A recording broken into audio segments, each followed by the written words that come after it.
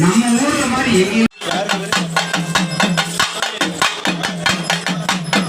சின்ன வேடம்பட்டி ஊராட்சி மன்ற தலைவர் பெரும் மதிப்புக்கும் மரியாதைக்கும் உரிய குமாரசாமி ஐயா அவர்களுக்கு ஆனந்தி அம்மையார் அவர்களுக்கு பொன்னாடை போட்டி கௌரவிக்கப்பட்டது.